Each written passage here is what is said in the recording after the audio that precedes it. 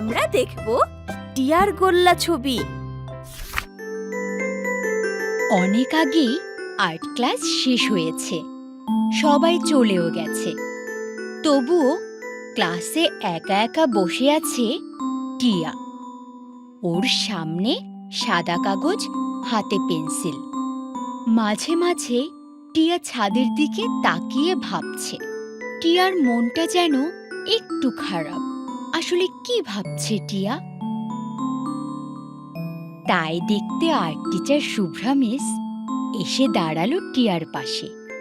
টিয়ার সামনে থাকা সাদা কাগজটা হাতে তুলে নিয়ে শুভ্রা মিস বলল, বাহ, কি সুন্দর বরফের রাজ্য! বরফের ছড়াছড়ি চারদিকে। এরপর টিয়ার দিকে তাকিয়ে একটু হেসে শুভ্রা মিস জানতে চাইল, অনেক তুষারঝড় হয়েছে বুঝি? তখন ছলছল চোখে টিয়া বলল, মিস, তুমি আমার সাথে মজা করছো? আমি কোনো ছবি আঁকতে পারি না, আমার খুব মন খারাপ। তোমার পেন্সিল কাগজের উপর রেখে একটা দাগ দাও তো। কেন? আরে, দিয়েই দেখো না কি হয়। টিয়া তখন তার পেন্সিল হাতে নেয়। কিছুক্ষণ ভেবে সাদা কাগজে একটা গোল আঁকে। মিস শুভ্রা অনেক মনোযোগ দিয়ে গোল্লাটা দেখে। এরপর টিয়াকে বলে, টিয়া, নিচে তোমার নাম লিখে দাও। টিয়া ভাবে, ছবি আঁকতে না পারি, কিন্তু লিখতে তো পারি। এই ভেবে টিয়া কাগজের এক কোণে নিজের নাম লিখে দেয়। এরপর মিস শুভ্রা টিয়াকে জিজ্ঞেস করল, আমি কি তোমার এই ছবিটা রাখতে পারি? মিস শুভ্রার কথা শুনে টিয়া হেসে ফেলল, বলল, ধুর চাই, এটা কি কোনো ছবি হলো? পরদিন ছবি আঁকার ক্লাসে এসে টিয়া অবাক হয়ে যায়। মিস শুভ্রার ডেস্কের পেছনের দেয়ালে তার আঁকা গোল্লাটা ঝুলছে। কি সুন্দর করে বাঁধাই করে ঝুলিয়ে রাখা। তাই দেখে টিয়া মনে মনে ভাবে, আরে, আমি তো আরো সুন্দর গোল আঁকতে পারতাম। এটা আর এমন কি? তবুও নিজের আঁকা গোলবৃত্তটা বাঁধিয়ে ঝুলিয়ে রাখা হয়েছে দেখে টিয়ার বেশ মজা লাগলো। সেদিন বাসায় ফিরে টিয়া তার ওয়াটার কালারের বাক্সটা খুলল। জন্মদিনে বাবা তাকে এই বাক্সটা কিনে দিয়েছিল। সে ছবি আঁকতে পারে না বলে খোলেইনি এতদিন। কিন্তু আজ টিয়া খুব আগ্রহ নিয়ে ছবি আঁকতে বসল। প্রথমে সে আঁকলো একটা লাল বৃত্ত, এরপর হলুদ, এরপর নীল। সে একের পর এক বৃত্ত এঁকে চলেছে। ছোট বৃত্ত, তার পাশে বড় বৃত্ত। নীল রঙের বৃত্তের কিছু অংশ ছিল হলুদ রঙের বৃত্তের উপর। টিয়া দেখল হলুদ আর নীল মিশে হয়ে গেছে সবুজ রং। তাই দেখে টিয়া আনন্দে বলে উঠল, বাহ, দারুণ তো! এরপর এক রঙের সাথে অন্য রং মিশিয়ে নতুন রং তৈরি করতে থাকে টিয়া। সে তৈরি করে কমলা রং, বেগুনি রং, খয়েরি রং, আরো নানা রং। এবার টিয়া ভাবতে লাগলো, বৃত্ত তো আঁকা হলো, বৃত্ত থেকে আর কি আঁকা যায়? ভাবতে ভাবতে টিয়া খুঁজে পেল বৃত্তের মতো দেখতে চারপাশে কি কি আছে সেসব। তাই দেরি না করে টিয়া আঁকলো একটা সূর্য, বানালো মানুষের মাথা। এরপর টিয়া বৃত্ত দিয়ে আরো আঁকলো একটা সুন্দর বাঘ। দেখতে দেখতে নানা রঙের নানান আকারের বৃত্ত দিয়ে টিয়ার রুমের দেয়াল ভরে গেল। এখন আর মন খারাপ হয় না টিয়ার।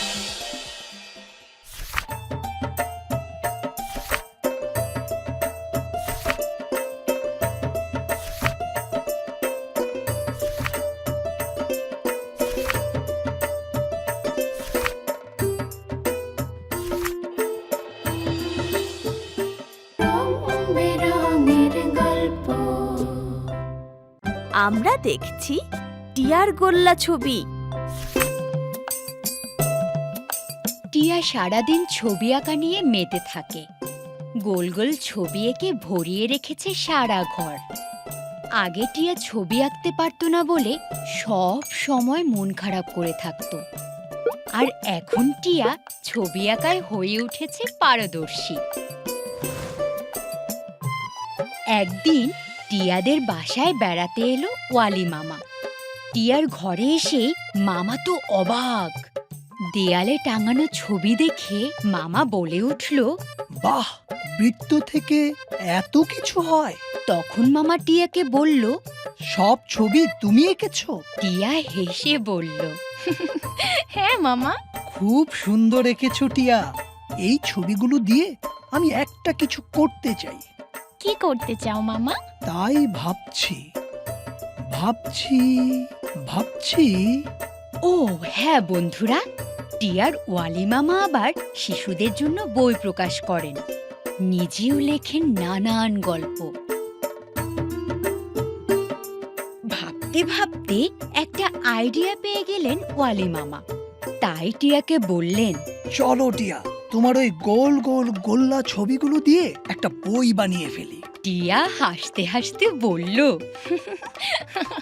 কিন্তু মামা, আমি তো অনেক ছোট, আমার আঁকা ছবি দিয়ে কি বই হবে? তখন ওয়ালি মামা বলল, এই যে তুমি ছবিগুলো এঁকেছো, এগুলোকে একসাথে করলেই তো একটা বই হয়ে যাবে।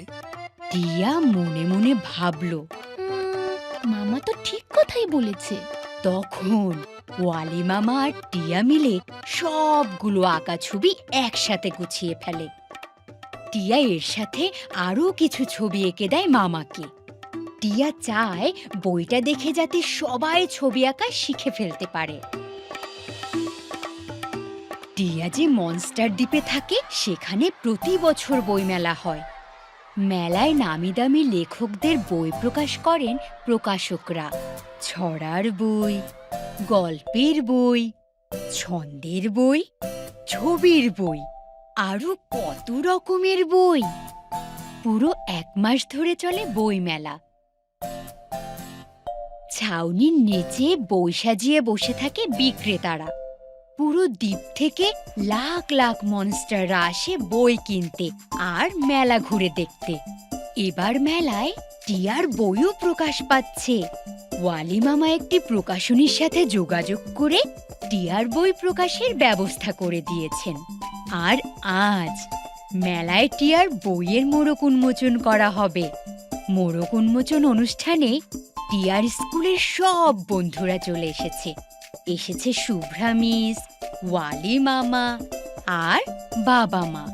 সবার মুখে হাসি। ছাতিম গাছের তলায় হবে মোড়ক উন্মোচন। টিয়া এসে মঞ্চে দাঁড়ালো। সবার সামনে দাঁড়িয়ে ভয়ে তার গা ছমছম করছে। কত সব মনস্টার! তারা তাদের ছেলেপুলে নিয়ে এসেছে। সবাই তাকিয়ে আছে টিয়ার দিকে। টিয়া হাসি মুখে মোড়ক খুলে বই বের করলো। ভেতর থেকে বেরিয়ে এলো কি সুন্দর একটা বই। নাম গোল্লা ছবি।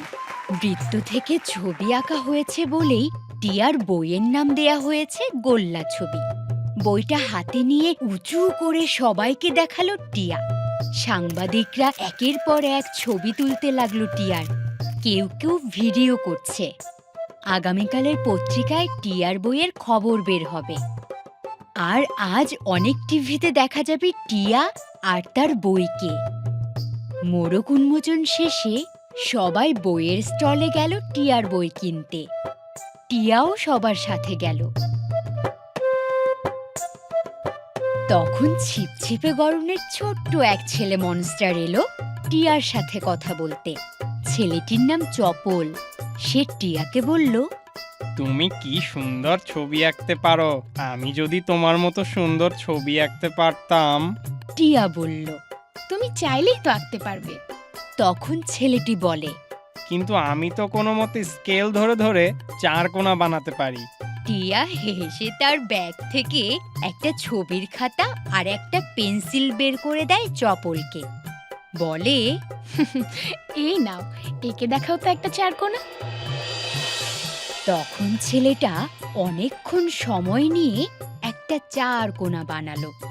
ছেলেটির চেষ্টা দেখে টিয়ার মনে পড়ল তার আর্ট ক্লাসের কথা আর শুভ্রা মিসের কথা। শুভ্রা মিস টিয়ার আঁকা বৃত্ত বাধাই করে ঝুলিয়ে রেখেছিলেন নিজের ডেস্কের পেছনের দেয়ালে। তখন টিয়া ছবি আঁকতে ভয় পেত, আর এখন তার আঁকা ছবি দিয়েই বেরিয়েছে বই। চপল টিয়াকে চার কোনা একটা ছবি এঁকে দিল। টিয়া তখন হাসি মুখে চপলকে বলল, এই ছবিটার নিচে তোমার নাম লিখে দাও। এই কথা শুনে চপল হেসে উঠল। ওর মন থেকে সব ভয় আর জড়তা দূর হয়ে গেল।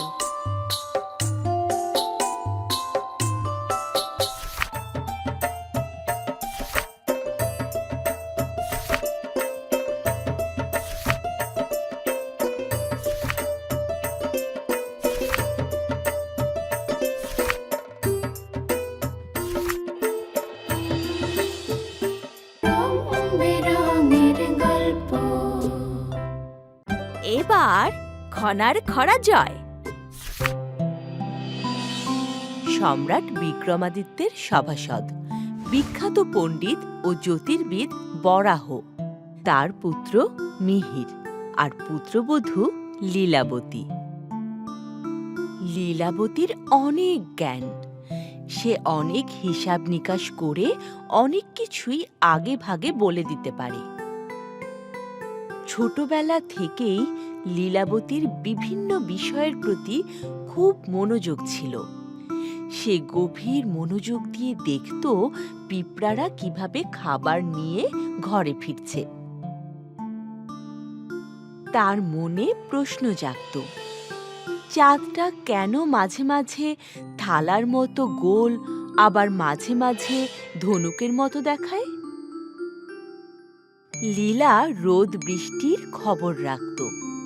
সে তার বাবার কাছ থেকে বর্ষপঞ্জি, গণনা ইত্যাদি শিখে নেয়। বাবার বাড়ি থাকার সময়ই খনা একবার এক গরিব কৃষককে ছন্দে ছন্দে জানায়, কলা রুয়ে না কেটো পাত, তাতেই কাপড় তাতেই ভাত। লীলাবতীর বাবা বুঝতে পেরেছিলেন তার মেয়ে লীলাবতীর অনেক জ্ঞান, অনেক বুদ্ধি। সেই লীলাবতী এখন প্রায়ই তার বর মিহিরকে বিভিন্নভাবে সাহায্য করে, কারণ মিহির তার বাবার মতোই সম্রাট বিক্রমাদিত্যের রাজসভায় যোগ দিয়েছে। হঠাৎ রাজ্যে পরপর 2 বছর খরা দেখা দিল। পুরো রাজ্যের মানুষ তাতে কষ্ট পেল। খরা হয়েছে কারণ সে বছরগুলোতে একটুও বৃষ্টি হয়নি। মানুষ ঠিকমতো ফসল ফলাতে পারেনি। মাঠ ঘাট রোদে পুড়ে ফেটে গেছে। তাই সম্রাট বিক্রমাদিত্য ওই 2 বছর প্রজাদের খাজনা মওকুফ করে দিলেন। তাতে প্রজারা কিছুটা হাফ ছেড়ে বাঁচল। এর পরের বছর প্রচুর ফসল হলো। ঘরে ঘরে আনন্দের বন্যা। সবাই মেতে উঠল উৎসবে। লীলাবতী খেয়াল করে দেখে, যে বছর অগ্রহায়ণ মাসে বৃষ্টি হয় সে বছর ফসল হয় কম। আবার যে বছর মাঘ মাসের শেষে বৃষ্টি হয়েছে সে বছর অনেক বেশি ফসল হয়েছে। এবার অগ্রহায়ণ মাসে বৃষ্টি হয়েছে। তাই লীলাবতীর পর্যবেক্ষণ বলছে এবারও রাজ্য জুড়ে আকাল দেখা দেবে। কিন্তু এ বিষয়ে রাজ্যের কারো কোনো মাথা ব্যথা নেই। লীলাবতী মিহিরকে জানিয়েছিল বিষয়টা, কিন্তু মিহির সাহস করে রাজা বিক্রমাদিত্যকে বিষয়টা জানাতে পারছিল না। আবার রাজার কোনো কোনো সভাসত্ব উল্টো ভবিষ্যৎবাণী করেছে এবার অনেক ফসল হবে। কিন্তু লীলাবতীর মাথায় খুব চিন্তা, যে করেই হোক সামনের আকাল থেকে রাজ্যের মানুষকে বাঁচাতে হবে। তাই লীলাবতী একদিন নিজেই লুকিয়ে লুকিয়ে চলে গেল রাজার সাথে দেখা করতে। রাজা এর আগেই লীলাবতীর গুণের কথা শুনেছেন, তাই তিনি লীলাবতীর সাথে দেখা করতে রাজি হলেন। লীলাবতী রাজাকে অভিবাদন করে বলল, মহারাজ, আমার একটা আর্জি আছে। রাজা বললেন, হ্যাঁ বলো, আমি শুনতে চাই। লীলাবতী তখন ছন্দে ছন্দে বলল, যদি বর্ষে মাঘের শেষ, ধন্য রাজার পূর্ণ দেশ। যদি বর্ষে আগুনে, রাজা যায় মাগনে। এই কথার আগা মাথা কিছুই বুঝতে পারলেন না সম্রাট বিক্রমাদিত্য। তখন লীলাবতী সবকিছু ভেঙে বলল রাজাকে। সব শুনে রাজা জানতে চাইলেন, তাহলে এখন আমি কি করতে পারি লীলাবতী? তখন লীলাবতী রাজাকে এক গোপন পরামর্শ দিল। পরামর্শ মতো পরদিন সারা রাজ্যে রাজার পাইক পেয়াদার ঢোল পিটিয়ে জানালো, ঘোষণা ঘোষণা, মহারাজ সম্রাট বিক্রমাদিত্য হুকুম জারি করেছেন, এবছর রাজ্যের সকলকে বেশি বেশি খাজনা দিতে হবে। ঘোষণা ঘোষণা। ঘোষণা শুনে রাজ্যের সবার মাথায় হাত পড়ল। সবাই চিন্তা করতে লাগলো, এমন ভালো সম্রাট হঠাৎ করেই কেন এই হুকুম জারি করলেন।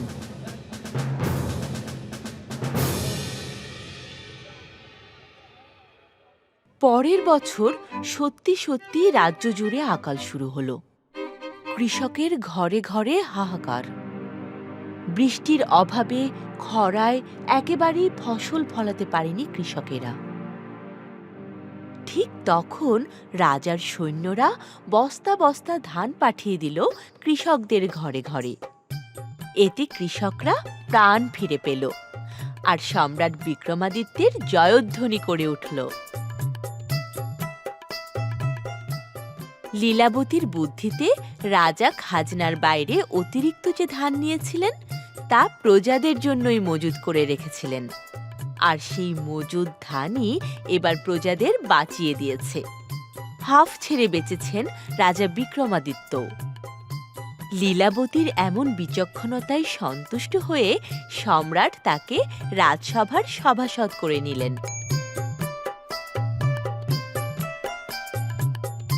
আর এই লীলাবতী হল আমাদের ইতিহাসের কিংবদন্তি খনা।